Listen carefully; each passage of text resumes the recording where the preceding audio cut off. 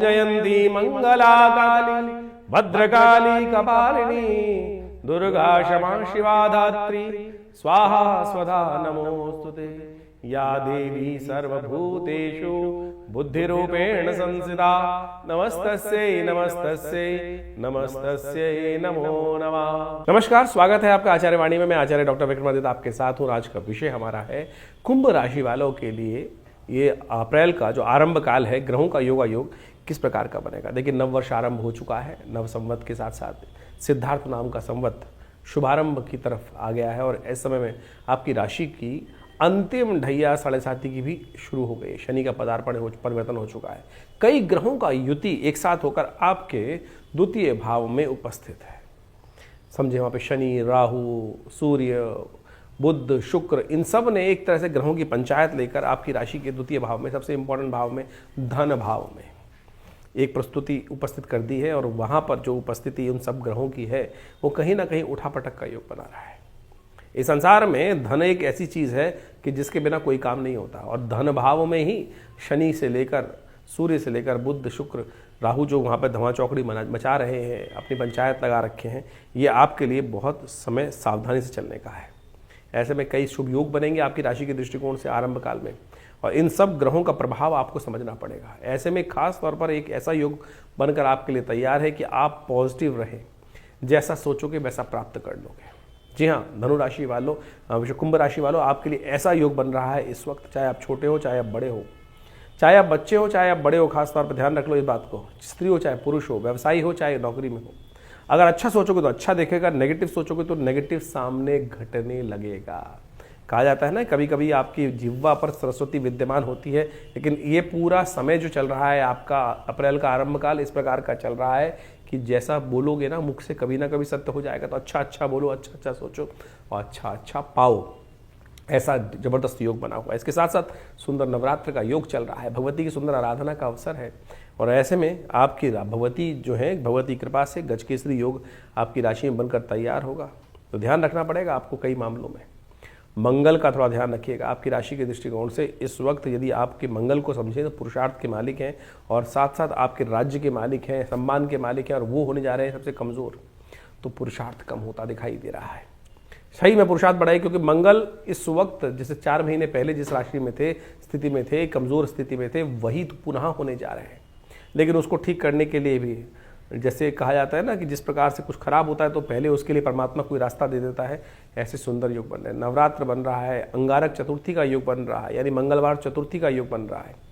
तो उसमें कुछ खास उपाय कर लेंगे तो आपके ये समस्त कष्टों का निवारण करने का रास्ता ही बन जाएगा। सिलसिलेवार तरीके समझ लें। पहले हम बात करते हैं 1 अप्रैल की, मंगलवार का अवसर, चतुर्थी तिथि है और उस दिन ग्रह नक्षत्रों के दृष्टिकोण से चंद्रमा उच्च के होंगे। लेकिन उससे पहले ग्रह नक्षत्रों का योग बनेगा, पुरुषार्थ अच्छा होगा। समय का सदुपयोग यदि आपने कर लिया तो इस समय में सही रूप से आपकी स्थितियां बहुत अच्छी हो सकती हैं। आने वाले 2-3 दिन आपके लिए बेहद खास रहने वाले हैं। कई मामलों में विशेष तौर पर आपके प्रयास बहुत पॉजिटिव रह सकते हैं। तो जितना पॉजिटिव रहोगे, जैसा हमने कहा, और उम्मीद से भरकर काम करोगे, हिम्मत से भरकर काम करोगे, तो उतना लाभ आपके लिए बनता दिखाई दे रहा है। नवरात्र का चतुर्थ दिवस, कुष्मांडा की आराधना करने का अवसर, अंगारक चतुर्थी का योग, जिस चतुर्थी के बारे में हमने बात करी थी कि मंगल की शक्ति को देने का जो उपाय यदि इस दिन कर लिया जाए तो आने वाले जो करीब 60 दिन है वो आपके लिए पॉजिटिव हो सकते हैं। मंगल और की जो योग बनने वाला है वो नेगेटिव, कमज़ोर बनने वाला है। शनि राहु का योग बनकर तैयार है आपके लिए, बहुत ज़बरदस्त योग है। ऐसे में 7.5 का अंतिम पाया, और ये आपके लिए थोड़ा ध्यान रखने वाला है। ध्यान रखिएगा, इस दिन विशेष तौर पर हनुमान जी का स्तवन करें। मंगल के मंत्र ओम क्रांग क्रीं क्रौंग सै भौमाय रमा, इस मंत्र का जप के हो सके तो सवा मनी का भोग लगाएं। कल्याणकारी योग बनेंगे। अंगारक चतुर्थी का योग हमेशा मंगल को शक्ति देता है, और अंगारक चतुर्थी का मतलब ही होता है कि जिस दिन मंगल की उत्पत्ति हुई, मंगल का जन्म दिवस होता है। ऐसे में विशेष तौर पर मंगल को शांत करने के लिए, मंगल को शक्ति देने के लिए, मंगल को प्रसन्न करने के लिए आप करें उपाय। कुष्मांड विशेष तौर पर है, कुष्मांडा भगवती की आराधना करने का नवरात्र का चतुर्थ दिवस है। ऐसे में पेठे का भोग लगाया जाता है, पेठे से ही हवन किया जाता है। कल्याणकारी योग बनेंगे आपके लिए। भगवती कुष्मांडा इस संसार की उत्पन्ना देवी मानी जाती हैं, तो ऐसे में उनकी सुंदर आराधना करें, कल्याण होगा। 2 तारीख बुधवार का अवसर, पंचमी तिथि विद्यमान है और श्री पंचमी का सुंदर योग है। गजकेसरी योग बनकर तैयार है आपके लिए, और पॉजिटिव रिजल्ट्स आने के लिए ग्रह पूरी तरह से आपको लाभ देने की स्थिति में जा रहे हैं। थोड़ा बस जिद पर ना अड़ें। अच्छा सोचें, नेगेटिव ना सोचें, और ख़ास तौर पे जो शादीशुदा लोग हैं अपने जीवन साथी को प्रसन्न रखें, उनकी प्रसन्नता से आपकी किस्मत जाग सकती है। ऐसे में श्री पंचमी भगवती महालक्ष्मी की आराधना करने के लिए महालक्ष्मी के स्तोत्र का पाठ करें, श्री सूक्त का पाठ करें, भगवती स्कंद माता की सुंदर आराधना करें, कल्याण होगा। भगवती का पंचम स्वरूप समस्त कृपा को देने वाला, समस्त इच्छाओं को पूर्ति करने वाला, माँ जो होती है ना, माँ का वास्तविक स्वरूप है भगवती का ये स्कंद माता स्वरूप। गोद में कार्तिकेय जी, आशीर्वाद मुद्रा में भगवती, कल्याण करने वाला योग बनाएंगी। 3 तारीख बृहस्पतिवार का अवसर, षष्ठी तिथि विद्यमान है और ग्रह नक्षत्रों के दृष्टिकोण से दिन आपके लिए बहुत पॉजिटिव बनता दिखाई दे रहा है। और ऐसे दिन में खासतौर पर बृहस्पति के साथ चंद्रमा चतुर्थ भाव में जो विराजमान होकर बैठे हुए हैं, कई कार्यों में गति दे सकते हैं। सुख का, वाहन का सुख, कई प्रकार के सुख यानी लाने के रास्ते बनते दिखाई दे रहे हैं। लेकिन शनि महाराज जो है ना, कई मामलों को लीप सकते हैं। दृष्टि पड़ रही है बृहस्पति पर, दृष्टि पड़ रही है चंद्रमा पर, तो मन कहीं ना कहीं कुंठित हो सकता है। तो शनि का उपाय करना भी जरूरी है। खासतौर पर इस दिन मंगल महाराज जो है वो कर्क राशि में प्रवेश कर रहे हैं। मंगल का कर्क में प्रवेश जो है, विशेष तौर पर समझें, आपकी राशि के दृष्टिकोण से जो पंचम से निकलकर षष्ठ भाव में जाना है, वो कहीं ना कहीं थोड़ा सा अनिष्टकारी योग बनाएगा। ऐसे में ध्यान रखिए, मंगल का उपासना करें, मंगल का उपाय करें, हनुमान चालीसा का पाठ करें, तो आपके लिए अच्छा रहेगा। अब ग्रह नक्षत्रों को देखें, 4 तारीख को क्या बन रहे हैं। 4 तारीख को शुक्रवार का अवसर, सप्तमी तिथि विद्यमान है और इस दिन कालरात्रि का सुंदर स्तवन करने का अवसर है। ग्रह नक्षत्रों के दृष्टिकोण से आपके लिए विजय के योग है। भगवती कालरात्रि का सुंदर स्तवन कर कर आप अपने शत्रुओं को शमन कर सकते हैं और विजय की तरफ अग्रसित हो सकते हैं। सुंदर योग है। विजय के लिए आपके लिए बहुत सारे ग्रह लाभ देने के लिए प्रशस्त है। अपनी चाल में मस्त होकर काम करने का आपको प्रयास करना चाहिए। 5 तारीख का दिन भगवती की आराधना का दिन है, महागौरी का दिन है, 8वें नवरात्र का दिन है, शनिवार है, अष्टमी तिथि है। ग्रह नक्षत्रों के दृष्टिकोण से योग भी आपके अनुकूल बनते दिखाई दे रहे हैं। लेकिन 7.5 है, बस ये ध्यान रखिएगा 7.5 का अंतिम पायदान है। तो ऐसे में बस थोड़ा सा शनि को प्रसन्न करते हुए कार्य कर लें। शनि को मनाएं, सदा सुख पाएं। और इस वक्त शनि राहु की युति जिस प्रकार से सूर्य के साथ है, तो कई मामलों में शनि अच्छा करते दिखाई दे रहे हैं, लेकिन पिता के साथ बैठकर उनकी चलती नहीं है पूरी। लेकिन फिर भी जिद्दी ग्रह है, तो कोशिश करें हनुमान जी की आराधना कर लें, शनि स्तोत्र का पाठ कर लें, और सबसे सुंदर तो यह भगवती की आराधना करें। महागौरी की आराधना करने से कहा जाता है कि समस्त पाप क्षय हो जाते हैं। जो पंचमकारों की आहुति भगवती को अर्पित करते हैं, उनके कल्याण के मार्ग प्रशस्त होता है। इस दिन अशोक अष्टमी है। अशोक के पेड़ के नीचे बैठकर भगवती दुर्गा का स्तवन करना समस्त शोकों को नाश करने वाला होगा। 6 तारीख नवरात्र की 9वीं का अवसर, रविवार, 9वीं तिथि। ग्रह नक्षत्र परिवर्तन की तरफ जा रहे हैं। थोड़ा स्वास्थ्य के लिए दिन भारी दिखाई देता है। स्वास्थ्य पर और अननेसेसरी के खर्चों से बचने का प्रयास करना चाहिए। कुछ लोग हैं जो अननेसेसरी, कई मामलों में अननेसेसरी खर्चे करा सकते हैं। महानवमी है, साथ साथ रामनवमी है। नए कार्यों को आरंभ करने के लिए सुंदर मुहूर्त है। अभिजीत मुहूर्त विजय का मुहूर्त होता है। ऐसे में भगवान राम का जन्म भी उसी समय पे हुआ है। अभिजीत मुहूर्त में यदि आप कोई भी कार्य आरंभ कर देंगे तो बिना पंचांग को देखे आशीर्वाद लेकर, भगवान का नाम लेकर आरंभ कीजिए। विजय के योग अवश्य बनते दिखाई देंगे। रामनवमी समस्त अनिष्टों को दूर करने वाली तिथि मानी जाती है। महानवमी बहुत सुंदर योग लेकर आ रही है आपके लिए। 7 तारीख सोमवार का अवसर, दशमी तिथि विद्यमान है और ग्रह नक्षत्रों के दृष्टिकोण से बुध महाराज जो आपके द्वितीय भाव में सूर्य के साथ चल रहे हैं, वक्रीते मार्गी होने जा रहे हैं। ऐसे में ग्रह नक्षत्रों का योग थोड़ा पॉजिटिव होगा। बुद्धि सही रास्ते में चलती दिखाई देगी। जो चीज़ें, योजनाएं सही कार्य कर रहे थे, उसमें कुछ ना कुछ नई शक्ति के साथ अब ग्रह परिवर्तन की तरफ बहुत तेज़ी से आगे भागेंगे और शनि के इस कमज़ोर राशि से निकलकर शनि के साथ युति जो बुध की हो रही है, वो बहुत जल्दी समाप्ति की तरफ जाएगी और आगे बढ़ने का मार्ग, चीज़ों को ऑर्गेनाइज करने का रास्ता आपको खुलती दिखाई देगी। इस दिन पितरों के निमित्त, धर्मराज के निमित्त पूजा की जानी चाहिए। कोशिश करना चाहिए कि शाम के समय घर के दक्षिण दिशा में एक दीपक प्रज्वलित करके रख दें और गायत्री का स्तवन करें, धर्मराजाय नमः इस मंत्र का जप करें। तो कुंभ राशि वालों, आपकी राशि के दृष्टिकोण से 8 तारीख के ग्रहों की गणना भी समझ लीजिए। ग्रह योग दिखा रहे हैं कि मंगलवार का अवसर है, एकादशी तिथि है और कामना एकादशी का योग है। मनोकामनाओं की पूर्ति की तरफ जाने का योग है और समस्त पुराणों के अंदर इस तिथि का बड़ा महत्व कहा गया है। कहा जाता है कि इस जो तिथि के दिन भगवान की उपासना, भगवान विष्णु की उपासना अनेक कामनाओं को पूर्ण करने वाली होती है। तो इस दिन विशेष तौर पर षोडशोपचार भगवान का पूजन किया जाना चाहिए। यदि ग्रह नक्षत्रों को देखें तो आपकी राशि के दृष्टिकोण से नई उम्मीद जागती दिखाई देगी। जो ग्रह आपके लिए पॉजिटिव बढ़ते दिखाई दे रहे हैं और कहीं ना कहीं से बहुत सारे क्लियर विजन्स आपको प्राप्त होते दिखाई दे रहे हैं। पूर्वाभास भी स्थिति को बहुत अच्छे से जांचने की स्थिति आपकी बनती दिखाई दे रही है। तो सुंदर स्वरूप से भगवान विष्णु की उपासना करना आपके लिए कल्याणकारी योग बनाएगा। इस दिन हो सके तो चावल का दान करें, सत्यनारायण भगवान की कथा करें, भगवान विष्णु का सुंदर पूजन करें। 9 तारीख बुधवार का अवसर, द्वादशी तिथि विद्यमान है और इस दिन विष्णु द्वादशी के रूप में तिथि को जाना जाता है। ग्रह नक्षत्रों के दृष्टिकोण से ग्रहजन आपके लिए अनुकूल परिस्थिति बनाते दिखाई दे रहे हैं और ये आपके लिए बहुत सारी चीज़ों में चीज़ों को ज्ञान करने में, चीज़ों के साथ आगे बढ़ने में रास्ता बनता दिखाई देगा। बुद्धि का रास्ता आपको प्राप्त होता दिखाई दे रहा है, लेकिन ध्यान रखिएगा थोड़े से मामलों में थोड़ा सा शांति के साथ काम करने की ज़रूरत है। नेगेटिव सोच रखने की ज़रूरत नहीं है, पॉजिटिव सोच रखने का प्रयास करें। जो चंद्रमा मनोमस्तिष्क में आपके विचार ला रहा है उसको समझें। जो विचार आ रहे हैं वो कहीं ना कहीं लाभ की तरफ ले जा रहे हैं, आपको उन इंट्यूशंस को समझते हुए कार्य करने की ज़रूरत है। 10 तारीख बृहस्पतिवार का अवसर, त्रयोदशी तिथि है और इस दिन गजकेसरी योग का निर्माण होगा जो आपके लिए अनुकूल स्थिति को उत्पन्न करने की योग बनाएगा। आपके लिए ग्रह स्थिति आगे आने वाले 2-3 दिनों में पॉजिटिव रिजल्ट लाने की योग बना सकती है। इस दिन प्रदोष व्रत है, गुरु प्रदोष योग है। ऐसे में हो सके तो भगवान शंकर का सुंदर स्तवन करना, उनका पूजन करना और दूध युक्त, केसर युक्त दूध से उनका अभिषेक करना समस्त मनोरथों को सिद्ध करेगा, कल्याण करेगा। तो इस प्रकार से ग्रहों का योगा योग जो आपकी राशि के अनुसार से बना वो आपने समझा। देखिए इस वक्त चैत्र का महीना चल रहा है और चैत्र का महीने में नववर्ष भी आरंभ की शुभ वेला आ चुकी है। ग्रहों का जिस प्रकार का योगा योग बना है, इस वक्त बड़ा विचित्र ग्रहों का योगा योग चल रहा है। शनि महाराज और राहु महाराज की युति जिस प्रकार से बनी हुई है, ये बड़ा विशेष योग बन रहा है। शनि और राहु को एक सदृश ही माना गया है और आपकी राशि के दृष्टिकोण से उसका जो प्रभाव है वो हमने आपको समझाने का प्रयास किया।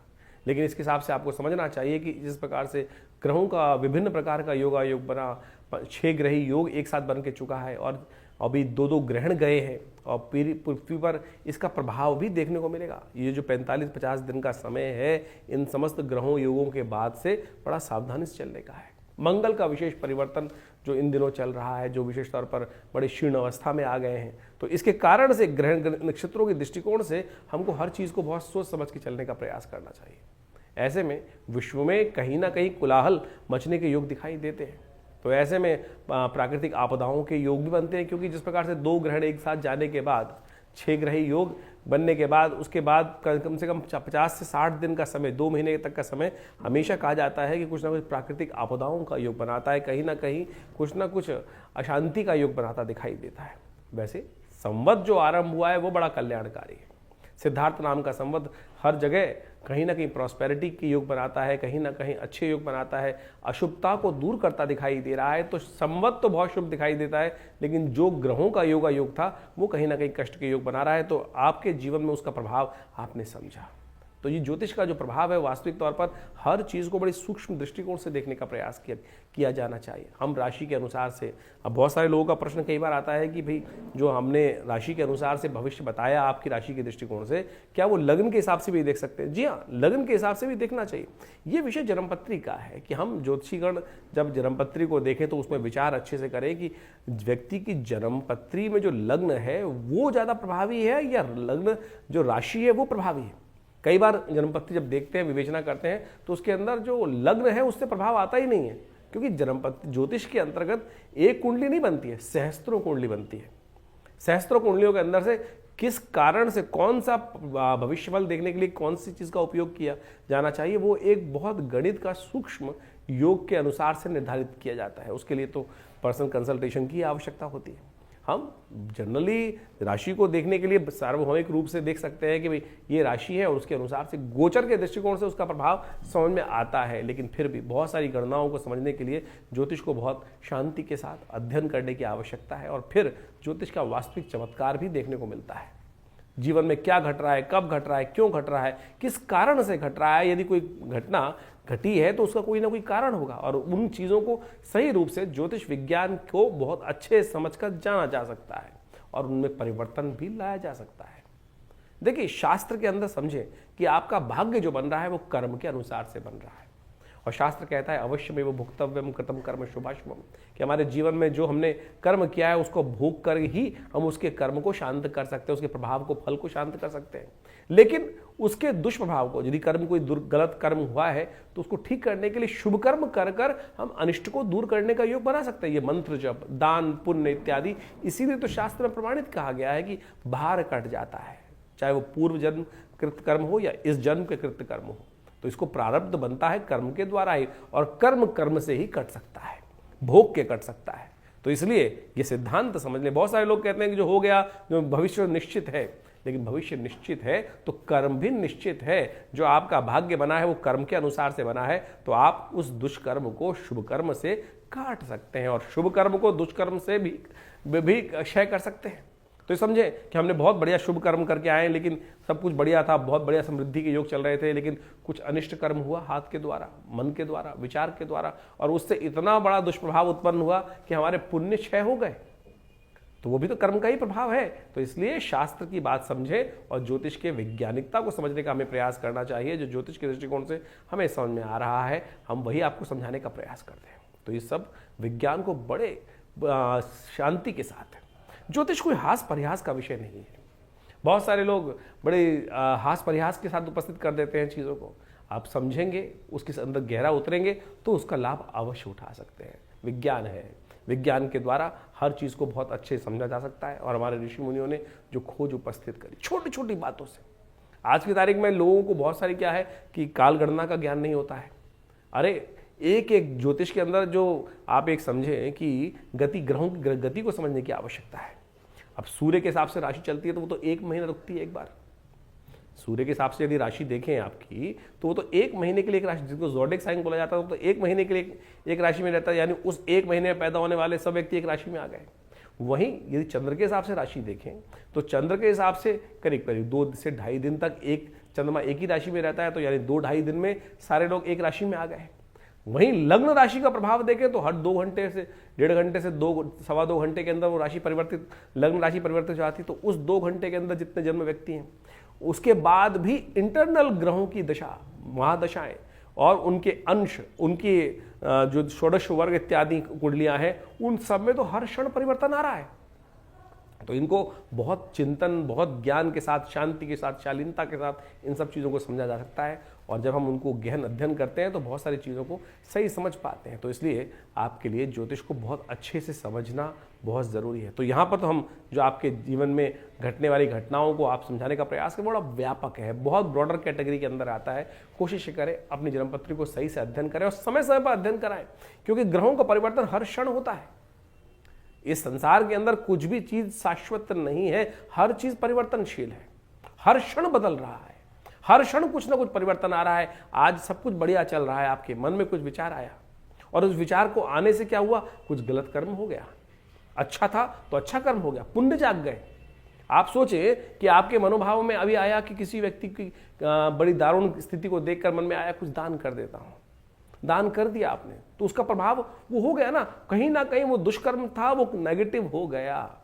और यदि आपने कुछ अशुभ कर दिया किसी का, तो वो शुभ कर्म के अकाउंट में से डेबिट क्रेडिट इसी प्रकार चलता रहता है और इसी कारण से भाग्य बनता रहता है। हमारे पास बहुत अच्छे अच्छे लोग, करीब बहुत सालों हो गए जन्मपत्री देखते हुए, पिताजी के साथ करीब करीब काफ़ी उनके साथ जन्मपत्रियाँ देखते देखते बाल्यकाल से ही 10 साल की 5 साल की उम्र से इन सब विज्ञान के अंदर बैठना हुआ पिताजी के साथ, और उसके बाद हर चीज़ को देखा। अजीब अजीब प्रकार की कुंडलियाँ आई जीवन में और बहुत चमत्कारी प्रभाव। ऐसी कुंडलियाँ हमने देखने को मिली कि जिसके अंदर बिल्कुल साफ साफ योग दिखाई दे रहे थे, तो इसके साथ कुछ अच्छा होने वाला नहीं है, लेकिन जब कुंडली में देखा तो अच्छा हो रहा है। और जब उसके जीवन में झांक कर देखा तो कारण समझ में आया कि प्रभु की भक्ति के द्वारा, प्रभु भक्ति के द्वारा कैसा ही भयंकर से भयंकर कुंडली में दरिद्र योग हो, कष्ट देने वाला योग हो, अनिष्टकारी योग हो, वो प्रभु के भजन से कट सकता है। जी हाँ, प्रभु के भजन से कट सकता है, ये सत्य मानिए। और ये योग, और जिसके जीवन में बहुत अच्छे अच्छे ग्रह चल रहे थे, एक व्यक्ति हमारे पास कुंडली देखने को मिली कि इतने बढ़िया ग्रह योग लेके बैठा है, लेकिन कुछ हो ही नहीं रहा है। उसकी कुंडली में एक योग था, जिस प्रकार से मंगल का बड़ा विचित्र प्रकार का योग था, और जब उससे उसके जीवन में झांक कर देखा कि ये ग्रह काम क्यों नहीं कर रहे हैं, तो उसकी कुंडली में दोष था, पितृदोष। पिता का सम्मान ही नहीं था, माता पिता का सम्मान ही नहीं होता था, रोज माता पिता के साथ झगड़ा हो रहा है और उसके कारण से पिता रुष्ट रहते थे। हमने देखा उसके कारण से सारा भाग्य सो गया, और वही एक कारण है। तो ये सब चीजें देखने की आवश्यकता है, कर्म कहाँ हो रहा है, किस प्रकार से कर्म हो रहा है, और यदि उन कर्मों को, सिद्धांत को ज्योतिष के सदगुरु की आज्ञा से आप समझ लें। हम तो लगे हैं ज्योतिष के दृष्टिकोण से उपाय करने के लिए, केवल अंगूठे पहनाने के लिए। लोग अंगूठे पहनाए जा रहे हैं, कोई तेल चढ़वाया जा रहा है, कोई कुछ और किए जा रहा है। लेकिन ज्योतिष के अंदर बहुत सारे सूक्ष्म विज्ञान के अनुसार से एक एक चीज को अध्ययन करने की आवश्यकता है। आज ज्योतिष में हो क्या गया है कि हर कोई ज्योतिष के अंदर कुछ बेचने के लिए आ रहा है। कोई रुद्राक्ष बेचे चले जा रहे हैं, कोई 1 मुखी, कोई 7 मुखी, कोई 8 मुखी, और लोग पहने जा रहे हैं और फिर कहते हैं कोई प्रभाव नहीं हो रहा है। अरे ज्योतिष को समझने के लिए प्रत्यक्ष रूप से ग्रहों का योगा योग समझो, ग्रहों के योगा योग को समझो, प्रभाव क्या है उसको समझो, फिर परिवर्तन लाने का प्रयास करो।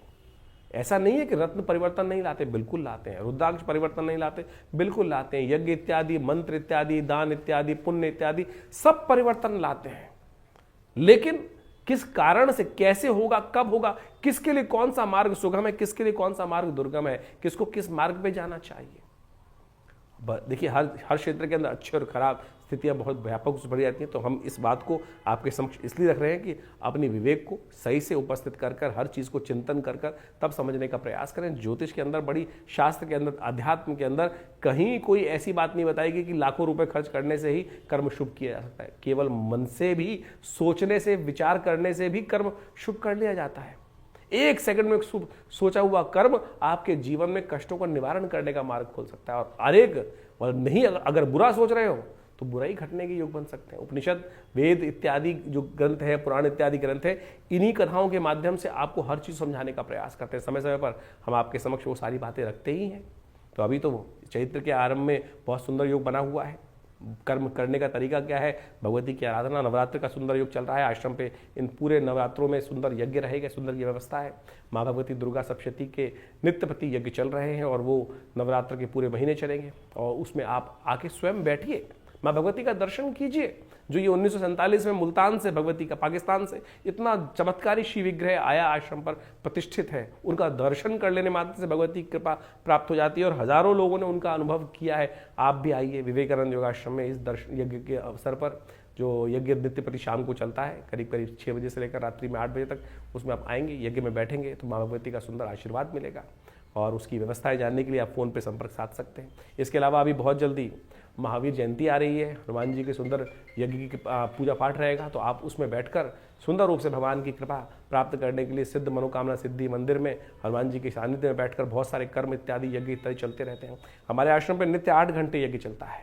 और भारतीय संस्कृति में यज्ञ प्रधान संस्कृति कही गई है। हम दान करने जाते हैं किसी को, पता नहीं वो व्यक्ति दान का अधिकारी है कि नहीं है। आपने दिया दान और उसने कुछ उल्टा सीधा कर्म कर लिया, शराब पी ली, कुछ और कर लिया, तो फिर वो दान तो व्यर्थ चला गया। क्योंकि दान देने से पहले इस बात को भी समझना चाहिए कि वो दान जिसको दे रहे हैं वो लेने का अधिकारी है भी कि नहीं। तो ऐसी बहुत सारी चीजें समझने की आवश्यकता है। तो यज्ञ में जो हम आहुति देवता को देते हैं तो सीधा देवता तक पहुंच रही है ना, तो उससे बढ़िया कौन सी चीज हो सकती है। तो इसलिए शास्त्र में कहा गया यज्ञो वै श्रेष्ठतमं कर्म। और हमारे विवेकानंद योगाश्रम दिल्ली में नित्य प्रति 8 घंटे यज्ञ पिछले करीब करीब 50-60 साल से चलता है। आप भी हर रविवार को इस यज्ञ में बैठ सकते हैं और बहुत सारी व्यवस्थाओं का लाभ ले सकते हैं। तो आप आइए विवेकानंद योगाश्रम में, और जो भी अपनी निजी जानकारी है वो भी हमसे संपर्क साध कर, फ़ोन नंबर्स दिए हुए हैं उन पर संपर्क साध कर आप उसका निवारण जान सकते हैं। व्हाट्सएप के माध्यम से अवश्य भेजें अपने प्रश्नों को, हम देंगे उन सब प्रश्नों का निदान। इसके अलावा हमने आश्रम में व्यवस्था बनाई है कि महीने के पहले रविवार के दिन सुबह करीब करीब 8 बजे से लेकर 11 बजे तक के बीच में यज्ञ जो आश्रम में व्यवस्था होती है, जो समागम होता है, उसमें आप आके निजी रूप से अपने प्रश्नों का समाधान भी जान सकते हैं और उसकी कोई फीस नहीं रखी गई है। बहुत सारे लोग हमारे यहाँ फ़ोन करके जानना चाहते हैं, अपने प्रश्नों का समाधान जानना चाहते हैं और व्यवस्था का में नहीं आ पाते हैं, फ़ोन पे संपर्क इतनों से नहीं हो पाता है। तो हमने आश्रम में व्यवस्था रख दी है कि सुबह रविवार को, महीने के पहले रविवार को सुबह 8 बजे से लेकर करीब करीब दोपहर को 11 बजे तक ये कार्यक्रम रहेगा। भंडारे का कार्यक्रम रहेगा, यज्ञ का कार्यक्रम रहेगा। और जो भी आपके प्रश्न होंगे उसमें उस समय आकर 1-2 प्रश्न जो है उनके संबंध में आप अवश्य जानकारी ले सकते हैं, निदान जान सकते हैं। इसकी सुंदर व्यवस्था आश्रम पे कर दी गई है। धन्यवाद, नमस्कार।